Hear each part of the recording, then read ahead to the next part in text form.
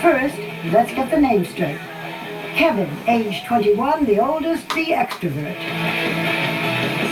Joe, age 19, middle child, heartthrob. Nick, 16, the baby, musical prodigy. Together they are the Jonas Brothers, real brothers, the three biggest names to capture the hearts of adolescent girls this century. In the past few months, they have played Times Square on New Year's Eve. The Jonas Brothers! Headlined the American Music Awards. Oh, say, can you see? Sung for the outgoing president and the incoming first family. Performed at the Grammys with Stevie Wonder. Team Jonas, living the dream.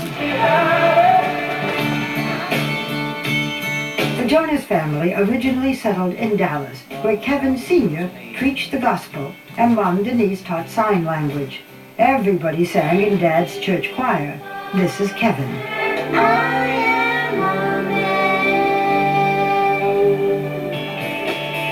A move to New Jersey put Manhattan a short bus ride away. Nick found his way to Broadway in Les Miserables. Joe sang opera in La Boheme. And all three, including Kevin, did commercials. He talks like crazy. They picked up instruments, started playing together. But the drive, and some would say the raw talent, rested in baby Nick's soul. He was the first signed to a record deal.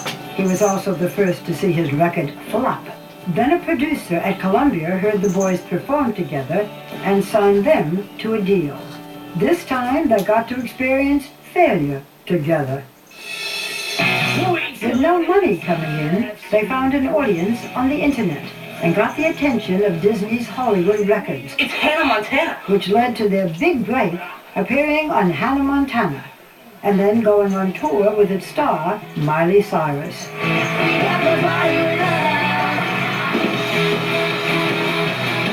And now they fill arenas by themselves. The boys write their own music and play their own instruments. And any time spent with the Jonases on tour reveals a faith-based family. Bring it in! Throwing punchlines, your wins. Although the boys have been linked with Miley Cyrus, Taylor Swift, and others, they wear purity rings that signal no sex until marriage. Mom and Dad are tour bus chaperones, and perhaps the least likely stage parents you will ever meet. How do you balance your very strong faith with the life of rock stars? You have to really draw on that faith on a daily basis to know that our strength and every gift that we all have, that the boys have, comes from the Lord. Every room I walk in, the crew tell me, thank you for raising good boys. The family is living back in Dallas now.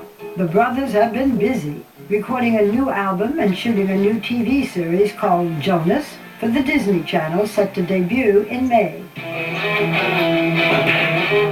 By the way, there is another Jonas brother. Frankie, the bonus Jonas they call him, was born in 2000. He already has his own band, no kidding. Here we go. We went to a local theater to see evidence that they are about to become movie stars. I don't know, they don't know we're coming, so.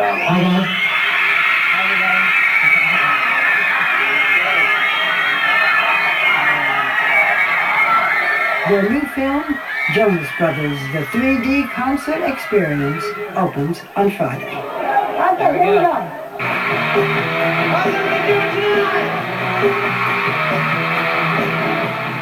Let us start with Kevin. You describe Joe. Joe, you describe Nick. Nick, you describe Kevin. Kevin? Okay, so I'm describing Joe. He's, a great front man of the band. It really, each one of us I think has our role, but I think for Joe, he really stands out and has that Mick Jagger-esque feel to him. Huh. Well, listen, Mick Jagger, okay. You describe Nick. Nick, he's definitely the president. I mean, he's the leader type in the band for sure. Why? He's the youngest. I know exactly. People always think he's the one that we pick on, but he is wise for his age. Okay, Mr. President, you describe Kevin. Kevin is very enthusiastic, and definitely also a dreamer, which is good, and at times kind of challenging, but it's always fun. You know, on a serious note, Nick, 3 years ago, you had a terrible drop in weight, and you were even afraid that you were so ill that you might die. Tell us about it. Yeah, I got diagnosed with type 1 diabetes November 16th, 2005, I believe. And very, very scary moment. And I actually lost 15 pounds in about 2 weeks. You were very public about having diabetes. I think you need to learn how to manage it yourself before you can kind of be an encouragement to other people who might be dealing with it. And then while we were over in Canada shooting Camp Rock, I wrote a song called A Little Bit Longer. And Title of an album. yes. Yeah. Waiting on the cure, none of them are sure. Little bit longer, and I'll be fine. And everyone sings along. And you know, I say for all those who have said that I've inspired them. I want you to know that you're my inspiration. You have learned to live with your disease. You wear a pump now that puts insulin into your body. And is it, you have to prick your finger every day to know your insulin level? Do you still have I do.